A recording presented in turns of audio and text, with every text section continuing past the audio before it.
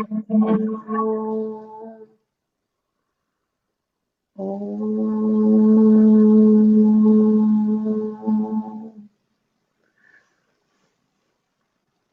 Ram. Good evening, everyone. I welcome you all to yet another evening of Inspirational Channel in our region, Region 10. We are going to have a very enlightening evening where Sister Upasana from Houston and Sister Suja from Dallas, who attended the National SSE retreat in Riverside, California at the Sai Prema Nilayam, will be reliving their experiences. I cannot wait to hear what they have to say. I'm sure you're waiting too. Sister Upasana was blessed to be introduced to our beloved Swami through her husband, and she's a mother of a wonderful freshman daughter. A dedicated teacher by profession, Upasana is deeply passionate about integrating Swami's divine teachings in secular education as well. For the past 9 years, she has been devoted to the SSE Group 3 and Group 4 as a teacher, and she serves currently as the SSE coordinator at the South Houston Sai Center. Upasana delights in inspiring the SSE students to embody the Sai values through engaging, practical, and joyful activities. Thank you for talking with us today, Upasana. Thank you, Saira. Saira. And Suja Josiam, she has been involved with the SSE program. Her involvement first started in 2001 as an SSE parent in the Dallas Sai Center. Since then, by the time it was 2006, she started teaching and became an assistant teacher in Group 2. After that, she has served in innumerable capacities in different areas at the Dallas Sai Center, be it SSE, service, young adult wing, and so on.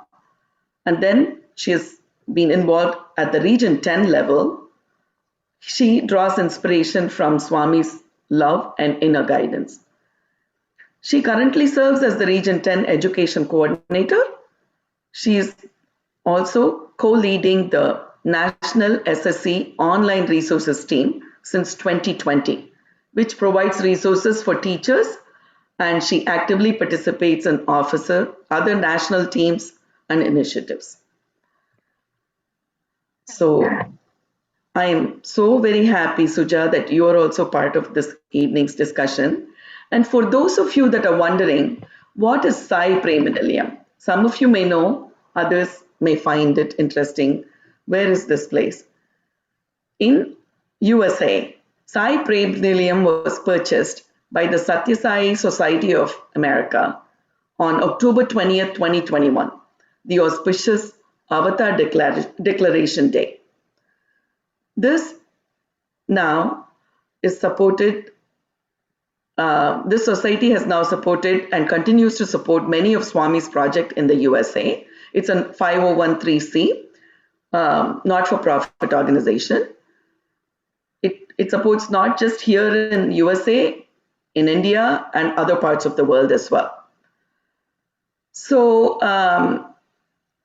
this society, this facility was previously a church, and now it has been remodeled and customized for Sai centers to meet. It's a very large facility. It can seat about 700 people. So we have had back-to-back national level meetings and even international meetings at this facility now. It has 21 rooms for breakout sessions and classrooms and so on. There's a kitchen, there's connecting storage room, multiple purpose. It serves for the Sai mission.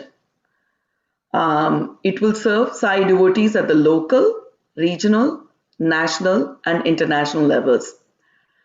I can only tell you that if you get an opportunity and if your travels take you to Southern California, you must go visit this place. It is like going to Parthi. It is really beautiful. I'm sure the two sisters will share their personal experiences with us in the next hour for us to learn more about not just the space, but the meeting that happened, the retreat that happened over a weekend, and what their personal experiences from that and their learnings from that are. Now, Suja, I would like to know your experiences at this retreat. In talking to you, it appears like your experiences started happening even before the retreat actually started, right? So please tell us about. Sure, sure. Thank you. Thank you, Sister Vijayashri. And before I get started, just a little background on the retreat itself. And this was the first National Education Coordinators Retreat. So we had over 30 educational coordinators from all over the country that all came together at the retreat at Sai Prema Nilayam.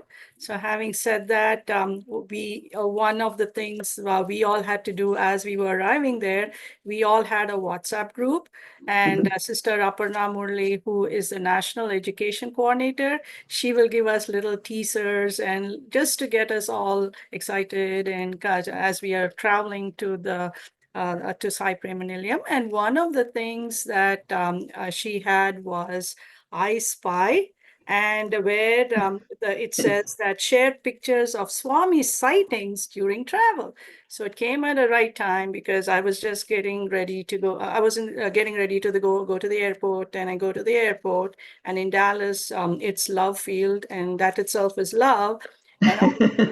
And also, as I was going to my gate, one of the things that struck me was this word, like jumbled words. And one of the things in this jumbled words that caught my eye, because there's a lot of sentences and words, but it caught my eye was big heart changing the world. And I didn't see anything else. I was just focusing on that.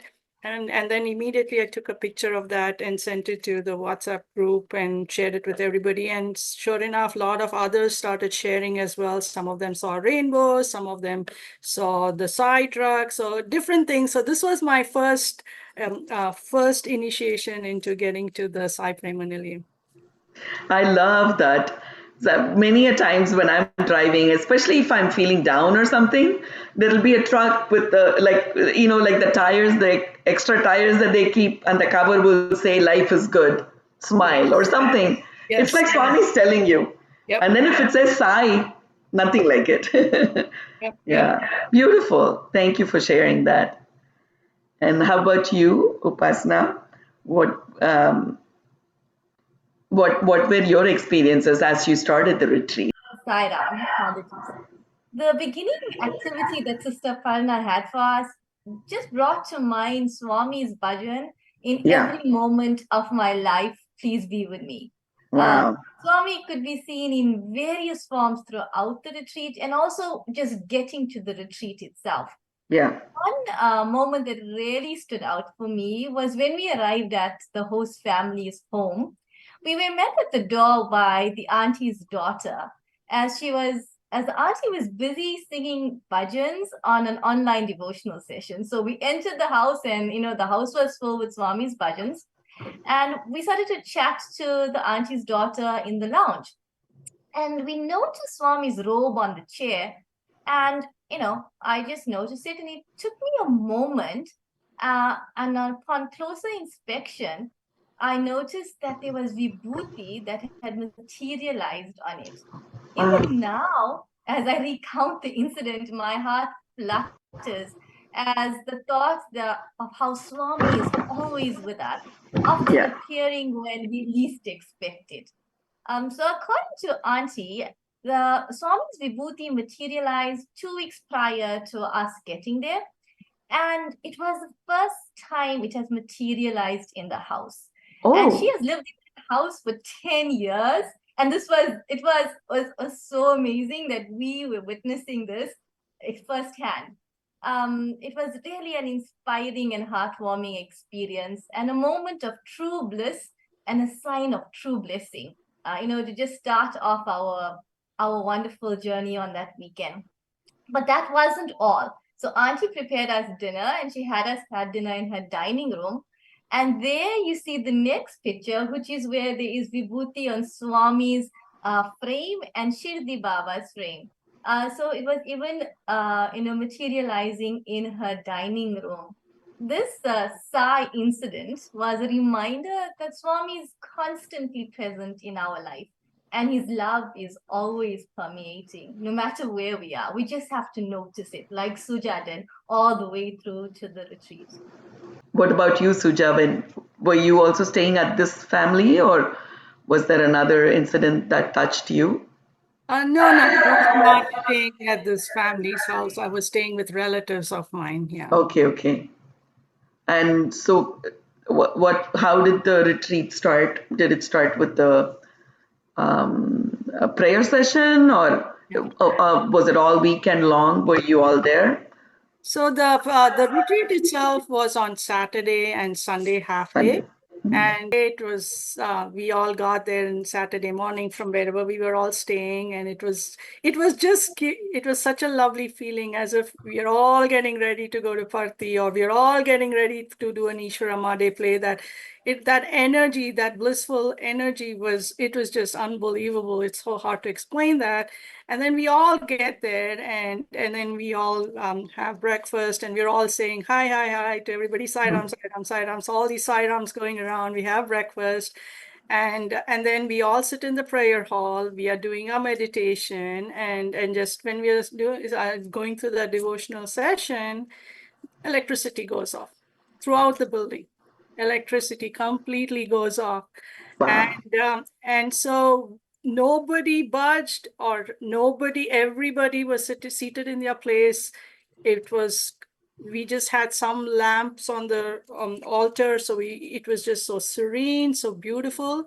And some of the others came and lit up the candles. So we had you can see in the picture, we had bhajans in the candlelight in the Wow. altar. I don't think we can recreate that atmosphere because it was not planned. It just happened. And that was such a lovely charge to our whole retreat experience. And so then we all finish the devotional session, the bhajans, and then we go to the room where we are having our session, like our first speaker session. And when we got there, again, they had a generator, so they were able to put a bright light, so the room was lit up, and also they were able to have a projector running based with that generator. Presentation. And so Aparna came, Upper Sister Aparna Murli came and welcomed everybody and started off the session.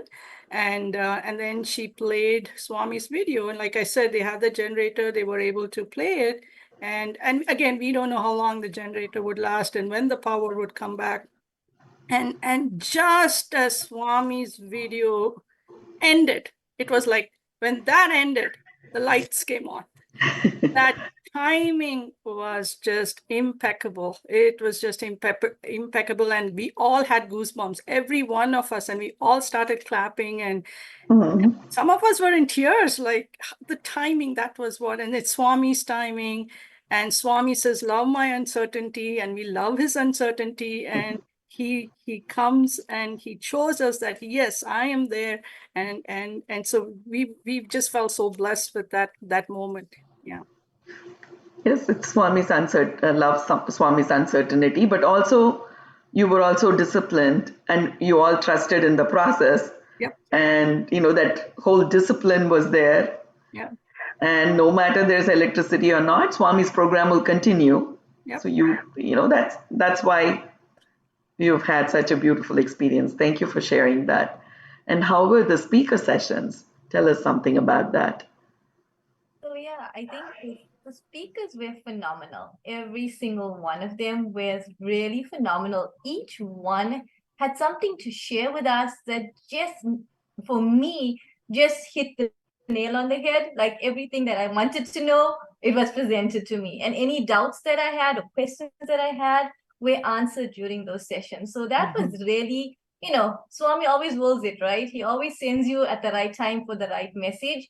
And it was just a very blissful event with even all the speakers and everything that we experienced. I must touch on the altar. When you walk into Sai Prema Nilayam and you just see the altar and Swami in all his glory, you can't help but feel his presence. You just can't help it. It's like he's walking towards you, isn't it? It is like he's like there, and like now I'm even like just the emotions just come running back of that. The way Swami's presence is filled in those rooms, like it is what it's echoed for me is how it should be filled within me every single day. And so, Prema Nilayam really resonates and shines Swami's life and Swami's message so amazingly and magnanimously. So definitely, as you said before, worth every visit that you could get to go see and spend time at Sai Prema Nilayam. Yeah. But on to the speakers, I really enjoyed Brother Leslie's talk about how he spoke about living an integrated life. And he said that thinking is not the most important. It's the connection we have with Swami from our hearts. And, to inculcate that in our students that we come in contact with every single week and make sure they are understanding the love of Swami. Brother Leslie also said that liberation is when everything is agreeable.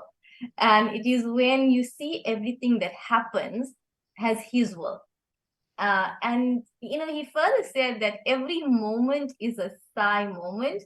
And we hear it, but to live it is a whole different thing, right? You come back to the working world and then you have to practice. And as Swami always does, he gives you the working surface to practice. So, we continue with that practice. But I loved how he said that everything is agreeable. And that equanimity that you have in your mind is like liberation. So it really resonated with me. And he also brought up a wonderful metaphor of a train. So many of us, or if not all of us, have been on a train journey, right? And, we stood on this train journey and you look through the window and you see like the best scenery and you in awe of all that you see on some of the trips. So he likened our journey to spirituality to we've been given a ticket on this train. And this train ultimately leads to Swami. It leads to him. So we are all embarking on this journey. We have our ticket, we're holding it tightly, and we're going on this train. And as we're going on this train, there's some pretty scenery that we all get tempted with. And we can sometimes think about getting off that train or not so sure about that train anymore.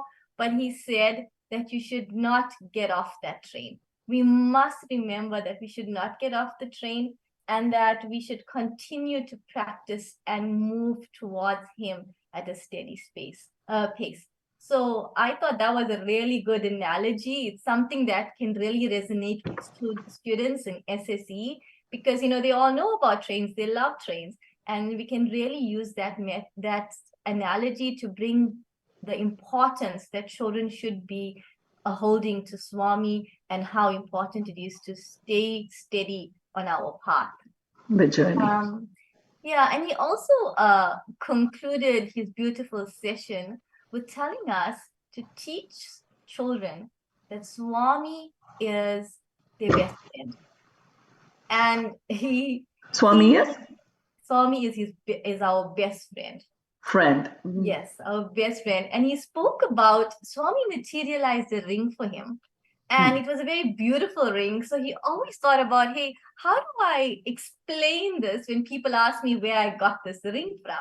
And so he was at a store one day and he was asked, hey, where did you get that ring from? It's such a beautiful ring. And his response was instantaneous, that he got it from his friend. And so he really, expressed how important it is for students in SSE to understand Swami is their friend and that they can go to him whenever they need him, and he's always there to hold his hand, hold their hands. And one other thing he spoke about was the 3 Ps. And he said the way to Swami is patience, purity, and perseverance.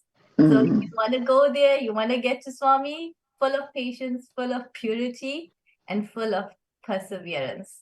And that every moment in our life is magical. And I think that really, it gives us, it just gives us a new perspective of how we can treat life. It's everything's magical, the good and the bad. It's so magical, right? And you can keep on going on this journey and continue on this with this ticket that we have in our hand, and we'll always have Swami with us, guiding us. So I really found his talk extremely inspirational, and he gave us really good nuggets of wisdom on how we can inculcate this love in the students in SSE. Awesome. Thank you for sharing that. And I'm extra excited because we're going to get to listen to him this coming at the end of this month when we start the retreat. He's going to be one of our featured speakers, and he also is going to speak with the kids. Yep. So Yes. all of us will get to listen to him. I'm really looking forward to it. Thank you. Yeah, he's got lots of stories. He's lived in the ashram with Swami, so he has beautiful stories. So definitely a must attend event for the retreat. Yeah, very nice. I don't know, Mike, when we all went to Parthi as a region, the kids were really little, right? All our kids. Suja, you remember? Yep. And then the kids will all want to go to the Western canteen for the cheese and tomato toast in the morning. I was reading his bio and I saw that him and his mom used to run the Western canteen for many years. And it's not like they had any background to cook for many people, but Swami just told them to go do it. Yeah. What a blessing it was. And I was thinking he brought a lot of joy to all our kids. All of us went and volunteered in the Western canteen too, to cut vegetables and all of that. So I'm really looking forward to meeting Brother Leslie. Thank you for sharing your experience. How about you, Suja? Sure. Yeah. And thank you so much, Sister Upasana. That was lovely. And like you said, Sister Vijayashri, yeah, really looking forward to Brother Leslie's talk. And I will talk about Srinivas Manthari Pagada uncle's talk, or more like his wisdom and insights. He's been teaching for a very long time, and he's from California. He's an SSE teacher in California Region 8. And so he was also professionally a teacher. So he had a lot of insights, and so we got a lot from that in terms of so his messages were, a lot of it was directed to the teachers. So I had jotted down some, and so I can go through some of the nuggets that he gave. And one of that again, I'm going to just go over the highlights. He says that the guru has not only to equip himself with the knowledge and skills to inform and instruct, but also the vision and insight to inspire and transform. So it's not just instructing and going through the motions of informing, but also provide them with the insights to, and then when we provide insights, it's automatically inspiring and transforming the children. And then he also talks about how the guru, and he refers to the guru and also says teacher. So he says how their character rubs off on the children, no matter wherever they are, whatever they're doing, whether it's in the classroom and even outside. So he talked about that. And so he also talked about how when the heart of the guru is full of goodness, selflessness, and love, the students will express these virtues in every act of theirs. So that was also very, very beautiful. Like I said, he talked about how the character of the guru is so important, that they're role models for the children, and they carry that with them, and the children are all watching them. Yep. And so he kept giving us a lot of these kind of nuggets. And he says when the guru has a sattvic nature, students too will become embodiments of that. They take that and they become embodiments of the nature. And then this was one thing which was really very interesting, because we all as SSE teachers, we are thinking we are giving Swami's teachings, and we are giving all his values. What he was saying is, more than all, fill your mind with God and transmit God to the children. So you're teaching God to the children. Keep that in mind. And when you do that, everything else will follow. The values will follow, and anything else that you want, its spiritual principle, that will also follow. So keep in mind that you're teaching God to children. So that was very interesting, the way he said that. And he said, definitely, as gurus, we have a high mark to obtain, and we are all protectors of Swami's program. So we have to be that way. And then he also went on to say that teachers, they should definitely be empathetic. And one thing that was very interesting was, he was asking all of us, what do you think sympathy is, and what do you think empathy is? So we were all giving out answers, and then he said, sympathy is you're feeling sorry for them. So it's my feeling for them. So that's the duality, my feeling for them. So when you're sympathetic, it's not their feeling, it's just my feeling towards them. Oh, poor thing, or, that feeling. But he says empathy is when you are feeling what they are feeling. So that is, you're putting yourself in their In their shoes, and you're shoes. feeling that. So sympathy is like external, that it's my feeling towards them, but empathy is you are feeling what they are feeling. So he made that distinction really nicely, and he says teachers should be empathetic. And in summary, he was saying that as teachers, we all have to intensify our sadhana and connect even closer to Swami. He emphasized on that. And he said that we all have to strive to be constantly, we have to strive to be the best human we can be, the best version of ourselves. And he also said, keep expanding your heart to include more and more people.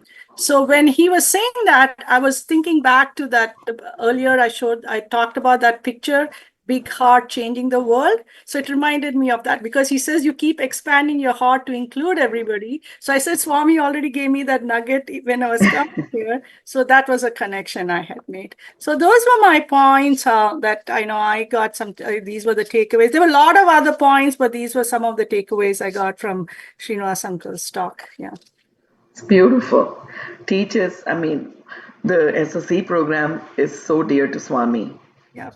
And all of the teachers are all just Swami's representatives or ambassadors, right? To be propagating to the children and the most impressionable age. And the kids always look up to the teachers, whether it be in the school or in SSE class. So, of course, there's that added responsibility, that added sense of I have to be the best version of myself, as he was telling you. Yep. Yeah. But with Swami's grace, that's why the program is so vibrant in all the centers. So it's beautiful. It's so nice. I feel like this whole retreat is modeled after like how it's to be attractive to the children, like starting with the I Spy game and Yep. candlelight something, and Right. like Swami is like literally making it so tailored towards being attractive enough for the children, and the children, the people that are teaching the children. Yep. So what is a school if you don't have field trips? Did you all do any field trips? Oh, absolutely. Yes. I can talk a little bit, then I'll let Upasana talk. Yeah, we had a field trip, which was a complete surprise to us. We didn't know what the field trip was. All we knew was we're going to go on a field trip. So we were all like little children, like you mentioned. Where are we going to go? Where are we going to go? So we were all eagerly waiting, and then we found, and then this huge bus came to take all 30 plus of us, this huge bus. So we all got onto the bus, and we found out we were going to the Tustin bookstore. Oh yeah. Yeah, so because I'm always, we keep ordering books from there, but I said, oh wow, this will be I good to go haven't to the been. Tustin bookstore. Yeah. And it's not just a bookstore, it's such a it's such a sacred place. And let Upasana talk more about that. So one thing, we got onto this bus and it was raining. So Sister Aparna was not sure, like, if it's raining, how long is it going to take? And we have these, and everything was tight, timing wise, everything was tight. But Swami's grace, everything worked out like clockwork. For whatever reason, we didn't run into traffic. It was raining, and we got there at the time we were supposed to be there. And then just when a couple of us, we were sitting in the back, everybody else had gotten down. And since we were the last to get down, I was just looking out the window, and I just want to show that picture, that one picture outside the Tustin bookstore. And as I was looking at the window, I'm like, oh my God, there's the heart, the Swami, I spy Swamis, it even during the retreat. So I saw that heart in the tree, and I took a picture of that. So that's right outside the Tustin bookstore. And that was that I felt that was Swami welcoming us to the Tustin bookstore. And with that, I will pass it on to Sister Upasana to continue on. So Suja, it seems like connecting with the heart is a common thread for you throughout this. Yeah. Connecting the dots. Yeah. It's beautiful. The Tustin bookstore, we were greeted warmly by the delightful Auntie Vasanthi, which many of us have spoken to in the past but never met. So it was really nice to put a face to the voice that we hear all the time. She's always so incredibly helpful and polite. Whenever we need a book or we need our teacher manuals, all of those fun stuff that we do in SSE, she's always willing to help us. Auntie Vasanthi, we entered and we were greeted, but we were told to go into the room to the left. And I was like, okay, let's go. We were all just following, and it's a little room, and there's an adjacent smaller room. But when you get into the room, it's a room that is like a Swami interview room that was set up, and is a smaller room that where Swami's chair is as well. And there's some pictures that you will see. So it's a very, it's beautiful. It's very grandeur. It's very lovely. You can feel, Swami's blessings for the bookstore. She shared that Swami blessed Walter and Elsie Cohen to establish the Satya Sai bookstore in 1969. And there's a handwritten note from Swami granting approval for the bookstore construction. And I looked at the note and I thought, oh, what beautiful handwriting, Swami. It was so well, the penmanship is amazing, and it's so wonderful to see, Swami's handwriting right in front of you in the cabinet that they have installed. They also have the Cohen's jewelry. So Swami and the Cohens were very close to each other. Swami married them, in fact. And they have the wedding jewelry and the rings in the bookstore on display. Yep, and Swami had materialized it for them. And so it's left in the bookstore for all of us to see its glory. Yes, it's a really beautiful store. And, when you walk into the smaller room, you will see there's also a chair for Swami and Swami's pictures and the flowers, etc., and a big mirror in like a smaller room adjacent to that first room that you enter on the left-hand side. So it's a very beautiful 2 rooms that's there. And then as you walk out the right-hand side is the wonderful bookstore. And it offers such a diverse range of books, from Swami's discourses to his biography, devotional literature and children's books, all of that. And I mean, I love this because, I love books, and I love the fact that I can bring stuff back for my kiddos from SSE. So I went on a shopping hunt where I could find things that I could bring back for each student. And it was so cool. We found this 3D picture of Swami, and each student, we gave that to the students in SSE in South Houston. It was really cool. Like, you could see Swami's movement through the 3D pictures. and the kids really enjoy that. But it's a treasure trove. It really is. It has everything that you need, and Auntie Vasanti and her team are so willing to help you and find things for you and point you in the right direction of like, hey, if you want something for the group, for students, here it is, etc. So it was a very warm experience. And she gave us tea, which is the best part. So we got to have chai. Yeah. So yeah, it was Tea and lovely. snacks too. Yeah, we had some Yeah. snacks and That's- strawberries, and yeah, we had all. Yeah. Oh, the strawberries were really sweet, Suja. Yeah, It was yeah. extremely sweet strawberries. So Right. it was really nice experience, and it's really worth the visit if you're ever in California in the Tustin area to Yep. just see it and just experience it. It reminds me a lot of Prashanti and the bookstore in Prashanti, Yeah, yeah. and it just brings those memories back when you're there. Yeah, like you said, I've only spoken with her on the phone. She is an authority. She's a walking encyclopedia. Mhm. You tell the title, she will tell you immediately whether the book is in stock or not in stock. Right. She'll tell you, I haven't seen it in a few years. Right away. She doesn't have to go even check the bookshelf. Yeah. Wonderful, wonderful devotee of Swami. I'm so glad to hear that you all had a good visit. I haven't been to the book center myself, just only on the phone I've ordered. Very nice. So this was all on the first day.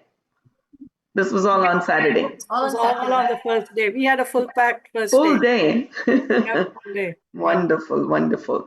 So tell me, what happened on the second day then? Was it still more talks by the speakers or workshops? So we had a workshop by Sister Seema Miller, Oh, and then very, very interesting workshop, because the workshop itself was called Face Characters, Build a Character. So we were all like, okay, what is it? What is she going to talk about? And she is an excellent facilitator, amazing facilitator. And she so it started off with, like, she was showing us some movie clips, like, different cartoon movies and other yeah. movies, just movie clips. So we were all like, our curiosity was really building up. So like you were saying, right, this is so much as if this is for the children, and we teachers were totally enjoying that. Yeah. And so the one thing she said was, look at all these clips. All these clips have a conflict. If you watch movies, think about it. All movies, if there's no conflict, there's no story. Because there's a conflict, everybody's trying to solve it. So think of it that way. So she says, any movie you see, the conflict can be with man versus nature, and then the conflict can be with man with himself. So the movies are always surrounded by conflict. And then, so that is the main part of the movie, and then you try to solve it. So that was a very neat perspective that she gave us. And then she went on to say, so she would throw things up on the screen, and she would be eliciting all these answers from us. So it was not like a speaker session; it was more like workshops. So we were all able to participate. And she says that Swami's entire focus, whatever he did, was for us to look within us, go within us. And she says that if we view any situation, even the movie, any situation, if we look at the situation as an observer or a viewer, then she says, then our judgment just stops. The more distant we are, our judgment stops. So think about it. And so that was her advice for parents as well with children. When you look at something as an observer, and then you absorb what's going on, and then without judgment, then you'll know how to handle that situation. And then the other thing she said was very interesting. She said, hurt people. So hurt is adjective. The first hurt is adjective. Second hurt is a verb. So that is what she meant to say was, people who are hurt within, they hurt others. Other people. You recognize that, then you can give love to those who are hurt so they don't hurt others. So she Beautiful. was giving us all these little nuggets. And then again, she was giving us a lot of tips for parents, and parents need to judge the children's action and not the child itself. So she put that sentence up, and she had us all discuss that, and she brought a lot of answers from each one of us and different scenarios. And then she also said, she said, repression isn't resolution. So what that means is the suppression of thoughts or feelings that, if somebody's suppressing their thoughts and feelings, that does not resolve the situation. That's still there. You haven't resolved it. That might come Hmm. out later on. So she said, that's not, so she said, you approach it with love. You have to approach everything with love. And the other thing she said a lot of really good nuggets, and a lot of the answers were coming from the audience. And the one other thing she said is good is a dynamic state. That is goodness, that goodness line. What was good back yesterday may have gone below the line today. So good is a dynamic state. So when you handling children, working with children, think about it. So think about and judge their action and not the child itself. Hmm. And then she talked about discipline itself, and she says discipline is an underrated form of love. So what I understood from that is there's a fine line between enabling and correcting. So that's what she said. Discipline is an underrated form of love. And she said if anybody is a super empathizer, they are also super communicators. So those who are empathetic, and again, same thing that Srinivas uncle also said for gurus, that you have to be empathetic. And so parents also, she was saying, if you're super empathetic, then you can be a super communicator and you can communicate what you want to tell that person.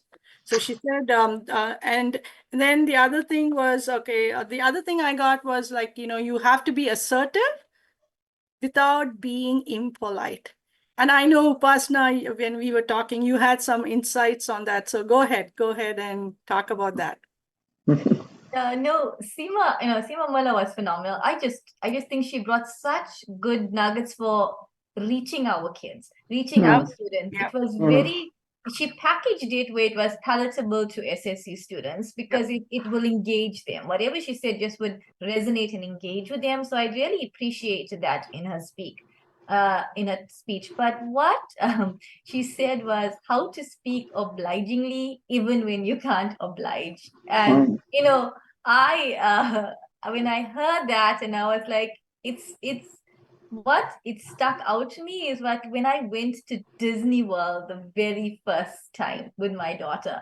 Disney World is a magical place. It's the best place on earth, right? And when you go there, you just with everything that's happening with the crowd that's in there, you never find a person that's upset or angry or frustrated, right? Mhm. And it struck me that when she says how to speak obligingly, even when you can't oblige, the Disney worker is an epitome of that, right? They tell you to go to the back of the line, or they tell you you can't stand here, and they do it in the best way. I remember when I went, I couldn't get upset with them. I just couldn't because they said it to me with so much of love. Although I would be standing in a line for hours, but I'm like, I still can't get upset with them. So what stuck out with me with that was we have to all be Disney workers. That's what we have to be. We have to be Disney workers. We have to strive to be Disney workers.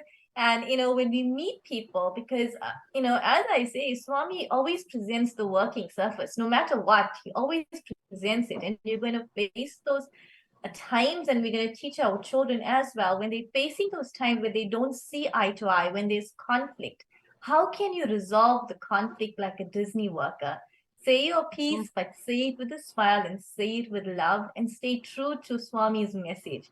And so that was the real takeaway for me in a practice is just be a Disney worker. Continue to strive to be the best Disney worker out there. So yes, that really was a Well, fun when, session. So when before we you're a turn Disney it over worker, to you, I just wanted to add that after she finished talking about that at like her takeaway about that at the retreat, there were a few people said, "Oh, I want to join Disney World. I want to be a Disney worker. I want to be a Disney worker." So that became a catchphrase for a lot of I was just going to say, if you behaved like a Disney worker in your classroom or in the home, you're creating the magic of the Disney around you there. And that's, of course, the most magical place. Why will people not be happy to be there, right? Where's the question of any conflict there? And also the way you said it, Suja, earlier, um, when you do it empathetically, Yeah. Yeah. when you speak so empathetically, then even the correction that you're making, the communication is greater. Yes. Because that communication is an effective communication. Now it's not a yelling or Yep. getting mad at people or anything. You're doing it so empathetically with love. Yep. Then that's what is discipline. The discipline automatically follows. Absolutely. Like Upasana was going to go to the back of the line simply because they told her so nicely, isn't it? This is wonderful. I'm Yeah. so glad that you all had such a good trip. Anything else that you want to share? Any other thing that comes to mind? Yeah, I think yeah, there are a few other, like throughout the, like Upasana pointed out. I hadn't thought of that. She pointed out about like something about the heart, right? I Yeah, think few other things that throughout the retreat somehow, yeah, that's been my sign. So that's probably what Swami's saying. Expand your heart, open your heart. So that was my message, and I got that message today, like just talking yeah. to you all. It's true. He Yeah. tells us love more and more people, more and more Yeah. deeply, right? Hmm. In fact, we talked about it in last month's conversation when we had the physicians and even one of the nurses and youth volunteers went to the East Africa. Treat people lovingly, everything else follows after that. This Yeah. is beautiful. Thank you so much for sharing this evening with all of us. Those that are watching, I'm sure enjoyed it as much as I did. And if somebody couldn't join us, it'll all be in our YouTube site soon, and they can watch it anytime they want from any part of the world. Encourage people that miss this listening to it live that they can still watch it later. Thank you again to both of you. Thank you to Swami for making such a beautiful experience happen so that we can relive it again today. Absolutely. Yeah. So if you enjoyed this one, all of you that are logged in to listen to this, please come back next month. It's actually in the first Wednesday, as always, in September. It will be a continuation of a visit to Sai Prema Nilayam. The week after this SSE retreat happened, they had a national meeting, and some of us from the region were fortunate enough to go there and experience a lot of the things that you both talked about, the beautiful altar, the beautiful facility, the love of the hosts who were there, all of it. So, if you want to listen to more of our visits and our experiences in Sai Prema Nilayam, please do log in next month at the same time, 8 to 9 p.m. on the first Wednesday of September. This will be right after the retreat. And by the way, I hope all of you have registered for the retreat. If you have, thank you. If you haven't yet, please know that the second early bird deadline is coming up in 2 weeks. August 15th will be the deadline. So before that, if we all can help register ourselves, talk to our friends who haven't yet registered, and tell them what a beautiful experience it is and encourage them to register. The team that's um, tasked with hosting the whole program, the retreat planning team, they will have to give numbers, the logistics of housing all the people and so on. It helps them a lot when we all come forward and register ahead of the deadline. So please, those of you that are on the call, please register. Please tell your friends to register. And we look forward to seeing everyone at the retreat and then come back again for our September Inspirational channel. Thank you so much, Swami. Thank you, Upasana. And thank you, Suja. Sairam, everyone, those of you that joined.